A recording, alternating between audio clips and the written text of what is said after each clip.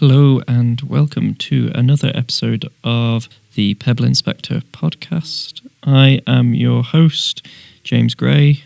I am the Pebble Inspector in Chief, picking things up, having a look at them, putting them back down again. This is my weekly digest, review, look back at the writing I've done that week, initially towards my dissertation that I am currently writing for my master's, hopefully a master's degree in creative writing and literature studies at Lancaster University. Thank you to those who've listened to the last couple of episodes. This is now episode 3. Who thought we'd get this far? Not me. Last week's episode, if you've not listened, I looked back at the first bit of work that I've been working on, one of 3 bits of work I've been working on for this dissertation, all about Princess Diana and inflatable skeletons. So if you've not listened to that one, I suppose you could go back and listen to that one first if you wanted to, or finish this one, then go back. Who knows? Do what you want. Yeah. And if you've listened this far, I've probably already got the metric. It probably already counts as a listen. So cha-ching. So this week I was going to look at another piece and how I feel it's going, where I think it's going, whether I'm happy with it or not, or what I think I can improve, and then also have a little think about what I've been reading that's kind of informed the writing that I've been doing. This second piece, I think it's fair to say, it's in a state of flux. It's certainly not in its maybe not even close to its final form, but it feels like necessary steps to get there. This is a piece that I didn't have in my original plan for my dissertation, my proposal. It's a piece that is sort of a bit of an experimentation, I guess, a little bit in form. It takes the form of a list or an encyclopedia or a dictionary, maybe. No, encyclopedia of the working title was, it has changed. The working title was an encyclopedia of reasons we are the way we are. It's a bit of a mouthful. And my idea was just that, an A to Z, that each entry built a picture of my childhood and my sister's childhood, but then also I wanted it to be a wider we. It's all, I use the plural throughout because I wanted to be slightly ambiguous about who I'm talking about, because this could apply to me and my sister, or me and people of similar age who've maybe of that generation have gone through similar experiences, and I wanted to blur that line a little bit. So there was also sort of sometimes the we is maybe me and my partner or my entire family, but I'll get back to some of the feedback and changes that may come about on that. I don't know why I wanted to do a list. I think I read a book called, is it 4 Stars? By Joel Golby a little while ago, which is basically an autobiography but told through reviews of things and experiences. And aside from that piece, I also just really like fragmentary writing where a more complete picture, or decidedly incomplete picture but deliberately so, comes about through snippets and fragments and builds this picture. And it might be an imperfect picture, but it builds this picture. And I also thought it'd be kind of a useful, I think I almost started it as almost like a prompt for myself. I think I was feeling a bit kind of blocked up with not knowing what to write, and so I thought we'll just write, it's sitting in front of the blank screen, I thought just write something. Usually that's my method, is if it's not coming and the thing that I think I should be working on is not coming, rather than just sitting and staring at it, I'll just switch to something else and just get some words on a page.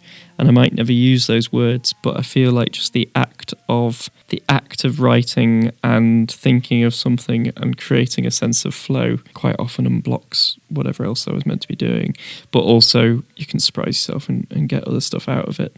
So I guess it was like a mixture of things, and this idea of it being a collective history kind of came about fairly organically through the process. And I wanted a few things from this. I wanted it to be a little bit more experimental, and I thought the different entries would allow me, almost like each entry is its own self-contained little story or anecdote or something slightly different. So in some of them, there is no entry. It's just a C other word that's in the encyclopedia, but some of those words don't actually appear in the piece. So it's kind of playing around with that.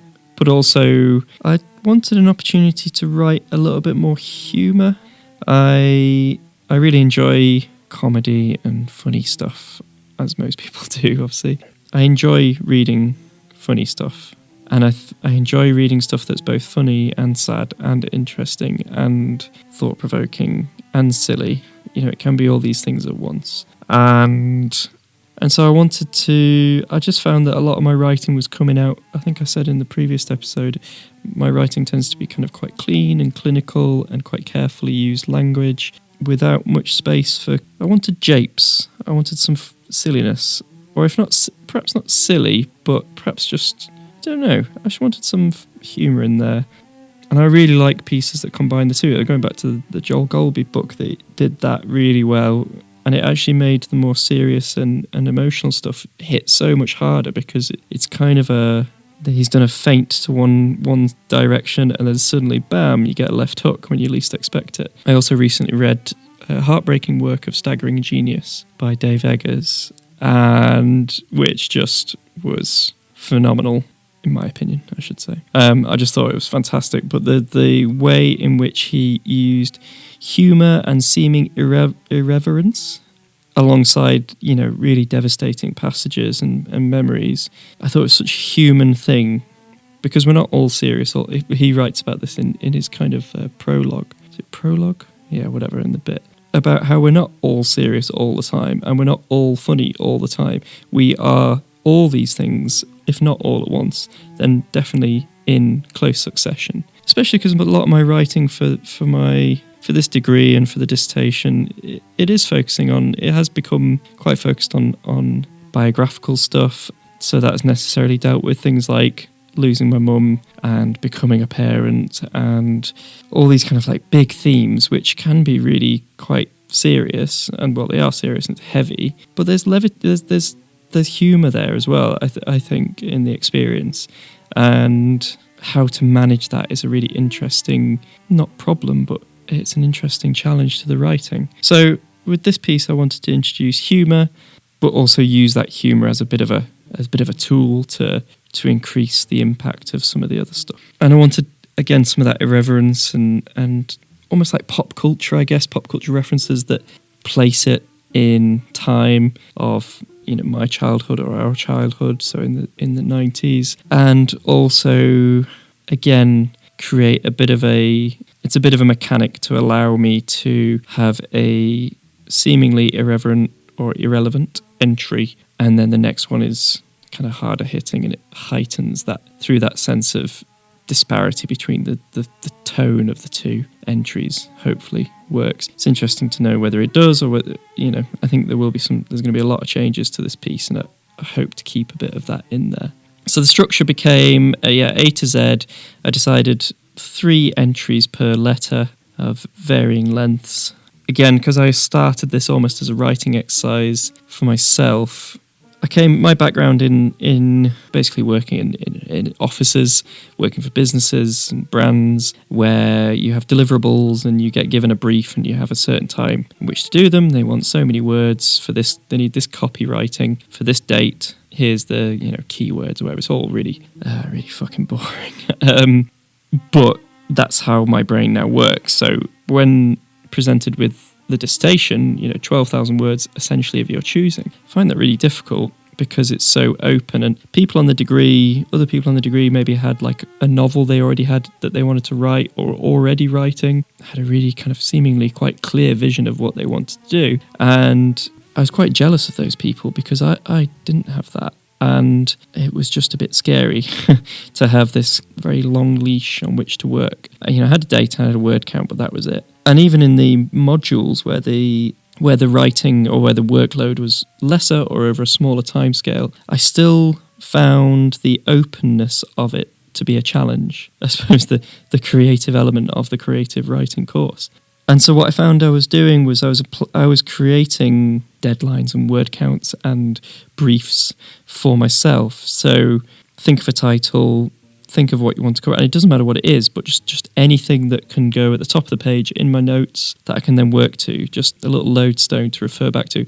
And if it then changes in the future, no problem, but at least I've started. And it was the same with this. I went through and I was thinking of the first exercise I did was to fill out the A to Z with 3 words per letter. And even that was a way of just getting words on a page.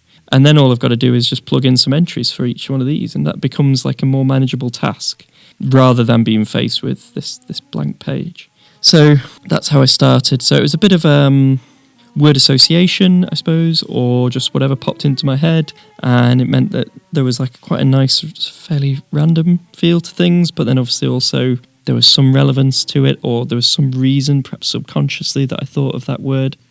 So that was even that initial thing was quite fun. Again, working to a brief of what's it trying to do, or what are the themes. We're talking about a 90s childhood, or going from being a brother and sister as children who were pretty wild and feral, and then you becoming an adult and you're having children, not with each other, obviously, growing up, getting partners, having children, and becoming an adult, and losing a mother and becoming a mother, or having a mother as a partner, or there was an arc to it, I think, or perhaps that came later. Perhaps what I was just looking to initially do was create a sketch of my life, which is why the title, The Reasons We Are the Way We Are, all the little things that go into your life that are seemingly insignificant that ultimately build to create the person you are today, and try and create a picture of that, but to broaden it to not just me, but me and my sister, but then broaden that as a generation.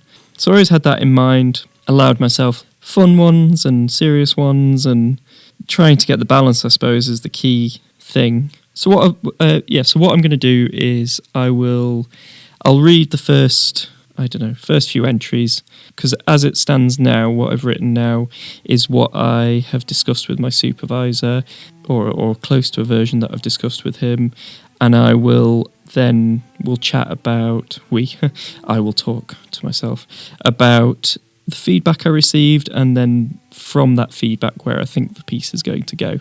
And then in future episodes, I'll be able to revisit and see whether we've achieved that, I guess. So we'll begin with the reading.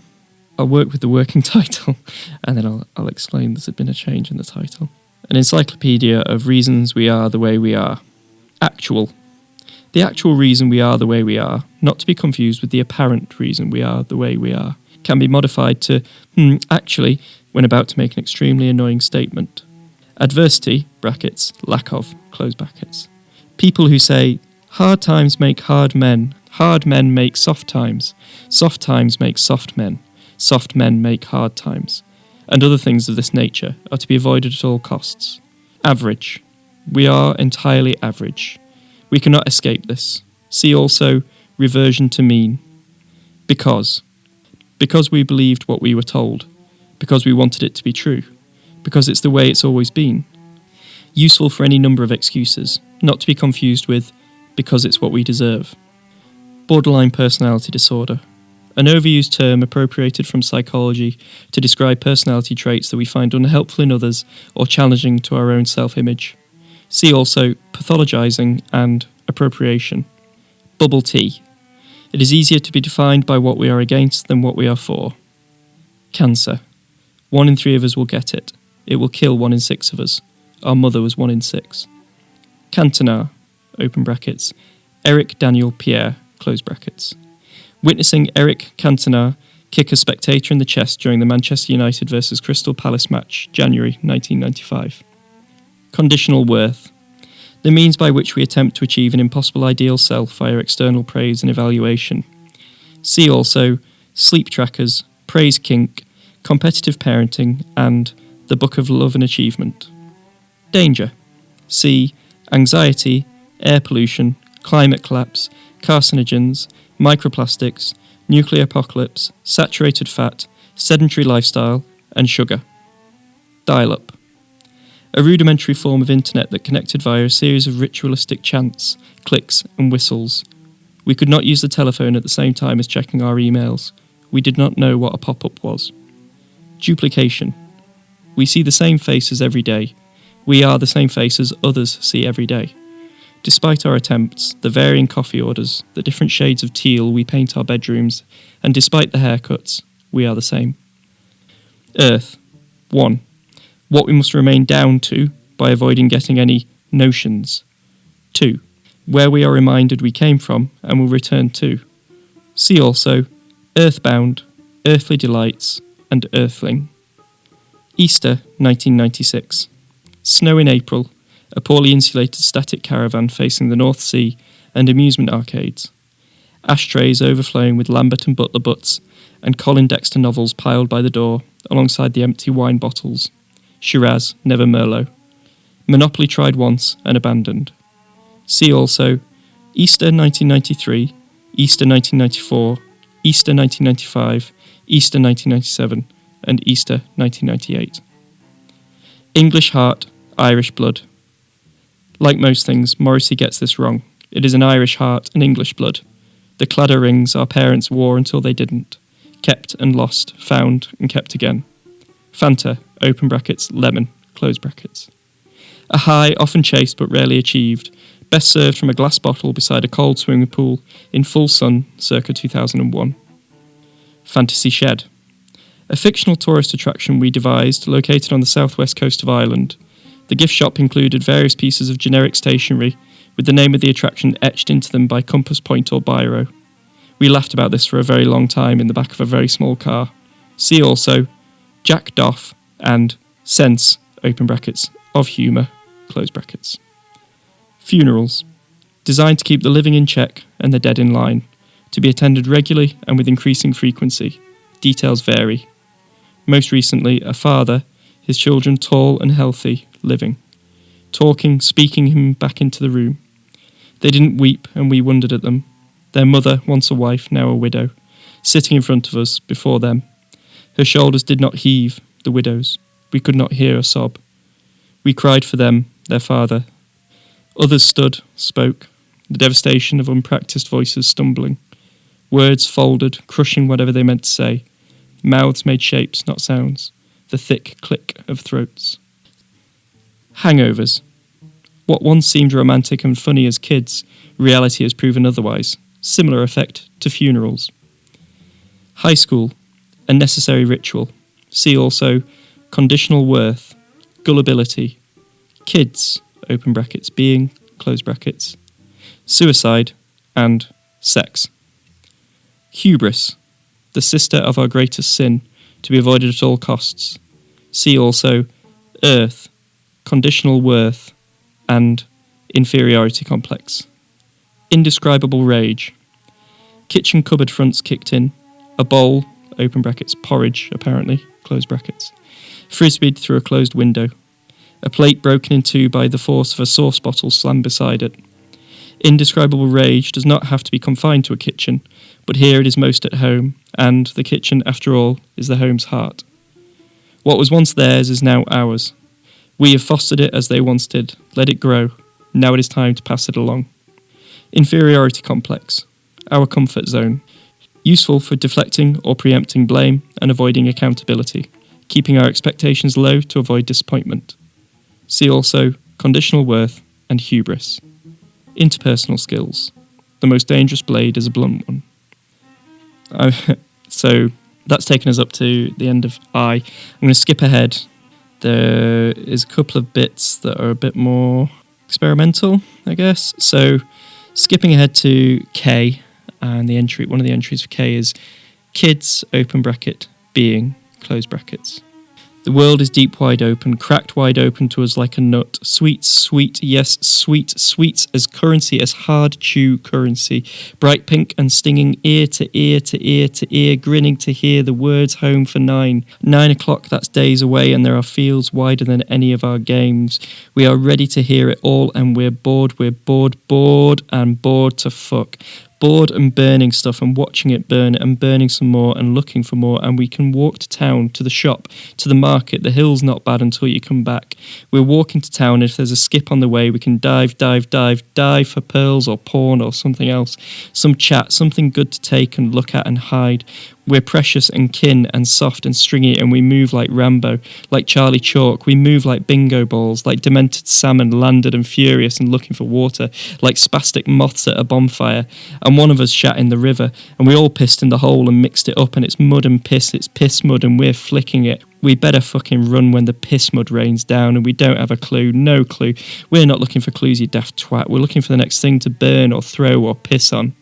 So that's obviously a slightly different tonal shift. Again, this was an exercise in just feeling a bit blocked up and needing to get something out, and I wanted to write in a more fluid way. I was discussing in the last episode about Max Porter's Grief is a Thing with Feathers and how the language in that seemed to flow out, and I wanted to just do the same and let my fingers just type and see what came out. So whether that stays in, I don't know, but I kind of like it. But the tonal shifts might be a bit too breakneck, considering the one before is like a description of Jurassic Park and me not being able to go watch it in 1993 because I was 4 years old. And then skipping ahead to L, one of the entries we have, well, the three entries for L are labour, open brackets, mothers, close brackets, and then labour, open brackets, party, close brackets, because my parents were involved with the Labour Party, and then labour, open brackets, precipitous, close brackets. So I'm kind of playing around with this three meanings, labour, labour, labour. I'll read you the entry for labour precipitous because, again, it's a tonal shift and experiment. Let's see what you think. Labour, open brackets, precipitous, close brackets. Night. My lord, awake, my lord, the devil is upon us. Trevelyan's men are at the gates, and the gates will not hold. Our sentries were taken by Morpheus. There was no signal call. They are taking the western gate as my very words take light. There is no time to counter. Our men fight with Moors beside them, and ye need not wait long. Please, my lord, I beg of you, dress and follow me. We must alight to the southern cellars. There is a safe passage to the river. King, spitting. You speak of retreat, nay, worse, of escape, as if it no more than a matter of me turning in this bed or writing the royal pintle. I will no sooner leave my men and turn recreant than I would shite in the blessed altar. You're a blasted fool, piss your pants if you will, but fetch my mail and my sword first, gather all the men you can and send the women to the keep, post sentries to guard them. Night. That's the problem, sir. It's his women, all of them, that hold the gates. They have emptied the armoury. The crones stand spolder to spolder with the chambermaids, and sire, I am sorry to say, the queen herself. It is as if they knew Trevelyan's forces were coming. They lined the ramparts whilst the barracks still slept like babes. King. Nonsense, nonsense! If it is true, it is not the bravery of our women that assaults my spirit, but the shameful, nay, traitorous and slackened carcasses of my men that bring my humours to boil. I will have those that slept to their posts hung as common thieves. Night. My lord, forgive me, but I fear you may be pleased, at least to hear you will not have the chance, since it is the sentries who first had their bellies slit by the skirmishers and black hearts for our assailing enemy. King. So then, you will have me run like a rat to the cellar whilst we let our women take the blade and bludgeon of those dogs. You would let them fight and bleed and die in our stead, in our cowering shadows. Night. It is all we can do, sir. Our men are killed or dying or else routed. Others still lie beneath their bedstocks and clutch rosaries, not sword or bow. Their prayers will not be heard above the killing. The moat fills with the blood of cowards and champions alike. In this we are lost. We are weakened, sickened by our sex. It is the women that must bare their breasts to the wolves at our walls. They are the strong, weak arm that must break the bastards, or we are all lost. End. 2 hours and 23 minutes separated our old peace from a new and altered one. One of us held the gates, whilst the other cowered. So, yeah, that's just a little bit of script, a scene between a knight and his king. I wanted to write about, labour. Our own kid was born in 2 hours and 23 minutes, from nothing happening, out for a walk, to we've got a daughter. And I was thinking about that, and I don't know why, but I had this idea of an attack or an assault on a castle, and it being the women that hold the walls. Yeah, I don't know what I was thinking. Like, I don't know, I suppose they've been snuck up on. But I enjoyed writing. I enjoyed that. Again, I just sort of saw what came out of my fingers, really, what came out as I typed. And it was kind of fun doing like little bits of research to figure out all the terminology and stuff that's used. Like Trevelyan is, labour was described as a woman's travail in like French for work. Moors, fights beside him, that's death. Pintle is his dick, basically, writing the royal pintle. Shiten is a medieval term. Yeah, so I kind of enjoyed like the research element and writing something that's just so completely different. Whether that stays in, I don't know, but I guess I've invested a little bit in it just because I enjoyed writing it. So whether it stays, I don't know. I'll read maybe like a couple more. Mumbling. We must not mumble, grumble, complain, talk with our mouths full. We must speak up, spit it out, use our words, but not talk too much, blather, talk over each other. We should give it a rest, listen carefully, keep fingers on lips. We must never act the maggot. For O, I've got odds. The odds of us existing are slim, that much is obvious. The odds of our parents, not just your parents, any of our parents, meeting is around 1 in 20,000. A lightning strike is more likely. Whether they talk, get on, make a family, rarer still. The odds of the right sperm carrying exactly the right half of our DNA, combining with the egg, itself with the other half of our exact DNA, in order to create exactly one of us and not one of the other, are 400 quadrillion. It's a real number, we looked it up. To 1. There is no other event with comparable odds. The odds of this happening every generation back until the start of life, by which we mean right back to the single cells in a sludge of amino acids basking in the dull glow of an orange-pink sky, and of each generation surviving long enough to reproduce, not getting scorched by a volcano or squashed by a diplodocus, or catching typhoid, or being hung by the neck until dead. The odds of that happening are 1 in 10, followed by 2,685,000 zeros. The odds of our planet forming within the habitable zone of our sun, with the appropriate composition for life to form, with the minerals, salts, heat and light, water and air needed for that first cell to appear, and for all that is above to take place, those odds are incalculable. We are yet to find another that comes close. But slim odds are odds nonetheless. See also average, Earth, life, universe, open brackets there, close brackets, and zygotes. And maybe we'll skip ahead to zygotes as the last entry. This is another dialogue. Zygotes. Sperm. Hey. Egg. Hi. Sperm. Hi. Egg. Hi. Yeah. Sperm. Sorry. Egg. Sorry what? Sperm. Sorry, I already said hi, didn't I? Egg. You said hey. I said hi. Sperm. Yeah, you're right, sorry. I just meant that they mean the same thing, don't they? And I don't need to say it again. Egg. I suppose they do, yeah. Can I help you at all? Sperm. Sorry, yes, no, not help, but not just to say hi or hey. Sorry, hey. Egg. Sperm. Sorry, I'm terrible at this. I'm a sperm and egg. Yes. Sperm. Yes, I'm terrible at this. Or yes, I'm a sperm. Egg. Both. Sperm. Good point. I'm a sperm who's terrible at this, and you're an egg, and I just want to say hi and or hey, and maybe see if you wanted to maybe spend some time together? Egg. Well, we've said hi and hey. Time together doing what? Sperm. I thought it'd be fun to get to know you, and I know there are lots of others like me around at the moment, but well, there's not many of you, and I hoped we could maybe see if we got on? Egg. Fun. Sperm. Maybe. Interesting then. Egg. Interesting. Sperm. Would you have preferred if I'd used some corny pickup line? What say we make a diploid out of these haploids? Eukaryotic. More like you carry this dick. Gamete to meet you. Egg. This is better. Sperm. Really? These are awful. Egg. But it's better than whatever you were doing before. Come in. Sperm. What? Really? Can I? Do you really mean it? Egg. Okay, I think I'm changing my mind. Cool your jets.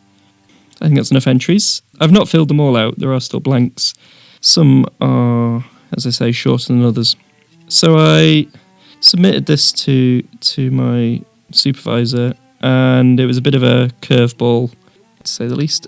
It's always hard to tell, isn't it, whether people are just being polite. I presume he would tell me if it was shit. He didn't say it was shit, but he said there's stuff to like here, I guess, or something like that. But where's it going? What's it trying to do? And I think the big thing was it just didn't seem to have a target. It was just a bit too all over the place. And to trim the fat a little bit, maybe one entry per letter, or at least just make it that little bit tighter. And then also what really came out of it was this relationship with me and my sister, or as us as kids. And so we chatted about it. And I think to focus on that relationship, the ambiguity of the we. I've got this precipitous birth. Is it my sister giving birth?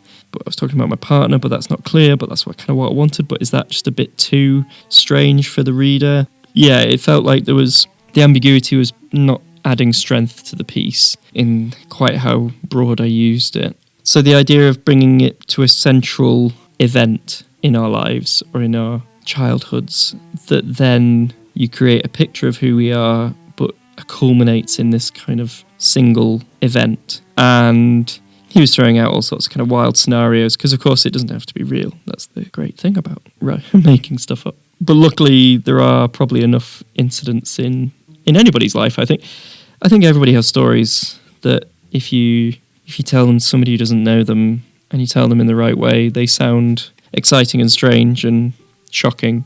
And so my life is no different. There's lots of funny little things that have happened. And in the relationship between me and my sister, I think we fought a lot.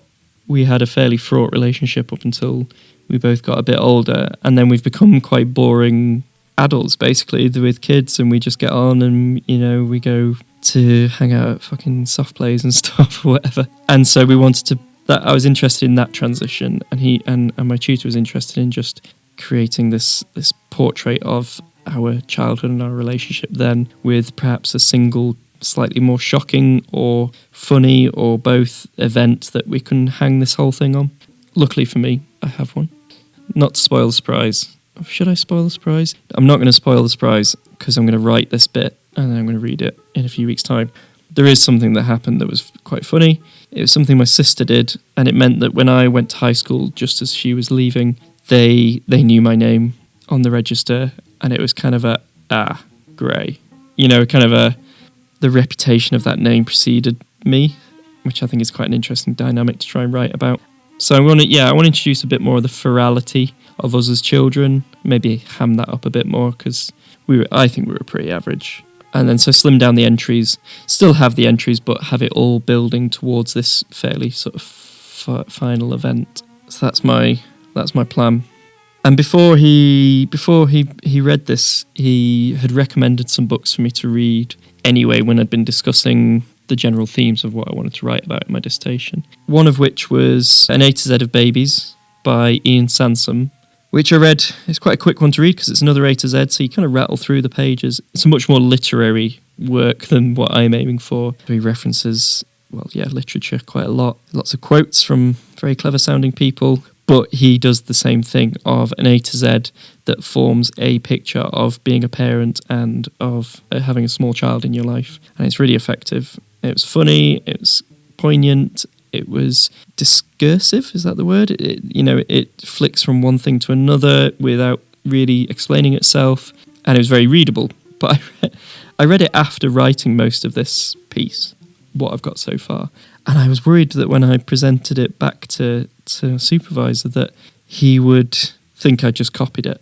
But it felt like a bit of a bad imitation of it, I have to say. It was a very good recommendation, but the worry is that you're doing something that's not particularly original. But he's not the first to do it, and it's just that his centres around parenthood, whereas mine is childhood to parenthood, I suppose. So there's a slight difference, and it's very hard to produce something that's completely original, I suppose. Like, there's a lot of ideas out there already. And then the second recommendation was The Years by, I'm going to get the pronunciation wrong here, The Years by Annie Ernaux, which is a similar sort of thing. It's told in a fragmented way. It's an autobiography, but told through vignettes and memories. She uses advertisements or products or street signs to trigger a memory and talk about. And she uses the we, first person plural, in it as well. Again, I read this after, I actually listened to this rather than read it. I read this after writing the majority of that piece. And again, I felt like, not only has somebody beat me to it, they've done a much better job, and everyone's going to think I've copied it. But I haven't, honestly. The book spans from childhood in the 1940s in rural France up until 2006 in Paris. And again, it's a really fantastic book. There was a little bit too much kind of talking about this president and this prime minister and this president. It was a little bit, I don't really need the kind of blow-by-blow history, but the childhood stuff and the relationships and the having children and becoming a mother and then becoming a mother to older children, and really, really well told, and through this fragmentary style that it's almost a mosaic, and at first you can't see the bigger picture until you step back, or until it's more complete, which I thought was really effective, and it's what I was kind of aiming for in my piece. Yeah, really good. And actually the audiobook is very good. So yeah, I was a little bit worried I was doing a bit too much imitating, but I think I've got to let go of that, because in the same way that Max Porter's already done and I'm sure lots of other people have done, an embodiment of grief coming to live with you, other people have done fragmentary autobiographies. And the years put me in mind of things like A Postcard by Derrida, and also One Way Street by your man Walter Benjamin, and these kind of things that again use signs and logos and paraphernalia and incidental stuff to trigger a memory and then bounce from that. And that's what I was trying to do with this. I'd given myself this brief, I'd filled out a load of words, and then it was a case of write what comes to your mind when you think about these things, see what comes out. And that was a really good exercise to get words on the page and to bring out some ideas. But now I feel we're at the stage where I need to start trimming and forming, and there may be almost nothing of this original survives, but hopefully what comes out will be more structured. I think the hardest thing is going to be trimming it down to one or so entries per letter, just because I enjoyed writing them. If the knight and the king for the precipitous labour, if that doesn't survive the cut, I'll be kind of sad, because I enjoyed writing that. I'll just have to save it and use it somewhere else, I guess.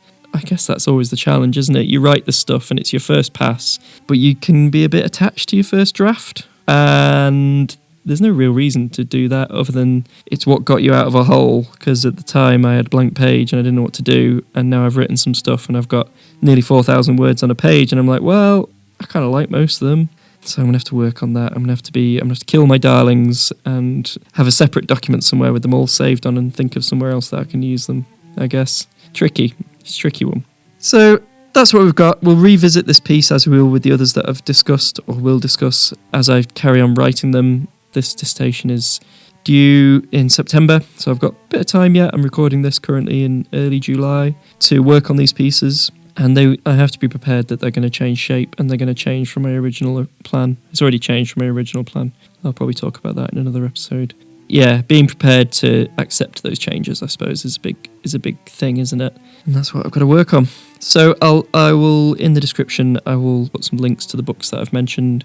And if this piece changes beyond all recognition, I think I will have I'll save a version of this, and I'll stick it on the website at some point for those that are interested. Yeah, A to Z's. It's a tricky one, but I enjoy the form. It's good. How different can I be in each entry? Should I stick to a format, or should I allow myself to free reign? We'll see. Answers on a postcard, eh? So next week I am going to be talking about the third and final piece for my dissertation, which is, again, memoir based with, who would have guessed it, fictive elements. It's remembering our time living on a farm when I was very young, when I was a baby and a toddler. It was always winter. I don't remember it. I only know of it through stories other people tell me. So how real are they? And how do we fit within a personal history that we can't remember ourselves? Idealism of trying to live on this remote moorland farm as a combined family, shared family, and the failure of that, and not knowing how or why, the circumstances of that failure. Animal death, being a baby on a farm and being wrapped up in hay in the barn while they were lambing, eating goat shit, and being a vegetarian now as an adult. All of it and more in next week's episode. I'll also then, after that, I will do an episode talking about what books I've been reading for my dissertation, as part of my dissertation, and the run up to these pieces. I'll probably go over the ones I've already mentioned here and lots more. And then, yeah, we'll see where we go from there. I hope this was of interest once again. I hope the sound quality is going okay. Hope you don't mind the backing track. Comment any suggestions or what you'd like to hear more of, or tell me to give up because this is a complete waste of my time. No, it's not a complete waste of time. I enjoy it. There's a bit in the Dave Eggers wrote in the follow-up to a heartbreaking work of Staggering Genius about the difficulty of writing your own life in that it feels very inward-looking and insular and self-absorbed, narcissistic. And they're all feelings I've had when I've been writing this stuff. And what is this compulsion to write about these kind of banal details that are no different from anyone else's? Or the details vary, but essentially we all go through the same sort of stuff. And I talked about last week about the banality of everybody's death, ultimately, except to those closest. And Dave Eggers says this thing about, because if it's not worth writing about, then it's not worth living. And everybody has these experiences and they deserve to be talked about and put on a page because they are your life in the same way your life is worth living. They're worth talking about and reading about. And it doesn't matter. You don't have to have huge dramas and helicopter rescues and murder and dramatic deaths and all the other crap. That stuff helps. It gives you something to write about from the off. But actually the minutiae of a life, and if it's considered and observed and thought about, and I'm thinking of the book, The Years, and the A to Z of babies. It's the same thing of it's all a universal experience, so why do we need to write about it? Well, it's your experience is unique of that universal experience, and that's worth writing about. And I guess that's what I'm trying to reassure myself of right now, out loud, to you. I'm not a narcissist, or maybe I am.